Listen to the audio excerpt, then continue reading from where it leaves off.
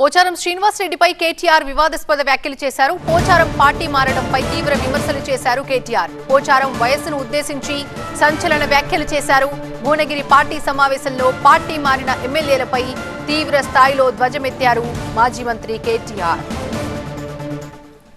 10 మంది ఆ ఎమ్మెల్యేలు ఎవరైతే పోయినారో వాళ్ళు ఇలా ఆడనా మొగనా చెప్పమంటే చెప్పాలని పరిస్థితులు ఉన్నారు. ఏ పార్టీ రాబాయి నీదంటే ఏ పార్టీ ఆనికి తెలియదు. ఎంత సిగ్గుమాలిన పరిస్థితి. ఒక్కొక్కరు 70 ఏళ్ళకి వస్తే 75 ఏళ్ళకి వచ్చిండు పోచారం శ్రీనివాసరెడ్డి. ఏం రోగమైన నాకు అర్థం కాదు. ఈ వయసులో ఓసారి స్పీకర్ ఓసారి మంత్రి, ఇంకేం చేస్తాడు కేసీఆర్? నీకు సిగ్గు లేకుండా కాంగ్రెస్ లో చేరి ఇలా ముఖం ఎక్కడ పెట్టుకోనా తెలియక కాంగ్రెస్ లో దిక్కు కూర్చున్నాడు. ఏది అసెంబ్లీలో కూర్చుంటే మొన్న స్పీకర్ ముంగట మనోళ్ళు అడిగిరట, మరి నువ్వు మా ఓన్ అయితే గటెందుకు కూర్చున్నావా? బాత్రూమ్ దగ్గర ఉంది, జల్లి పోయేది ఉంటుంది. అదో బతుకా నీది? నాకు అర్థం కాదు. ఏం బతుకు?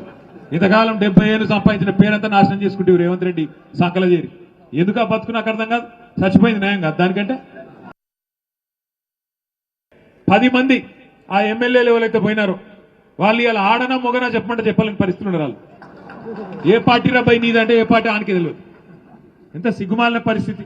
ఒక్కొక్కరు 70 ఏళ్ళకి వస్తే 75 ఏళ్ళకి వచ్చిండు పోచారం శ్రీనివాసరెడ్డి. ఏం రోగమైన నాకు అర్థం కాదు.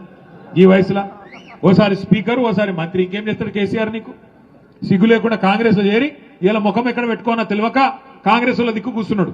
ఏది అసెంబ్లీలో కూర్చుంటే మొన్న స్పీకర్ ముంగట మనోళ్ళు అడిగిరట, మరి నువ్వు మా ఓన్ అయితే గటెందుకు కూర్చున్నావా? బాత్రూమ్ దగ్గర ఉంది, జల్లి పోయేది ఉంటుంది. అదో బతుకా నీది? నాకు అర్థం కాదు. ఏం బతుకు? ఇంతకాలం 70 ఏళ్ళు సంపాదించిన పేరంతా నాశనం చేసుకుంటే రేవంత్ రెడ్డి సంకల చేరి ఎందుకు ఆ బతుకు? నాకు అర్థం కాదు. చచ్చిపోయింది న్యాయం కాదు దానికంటే.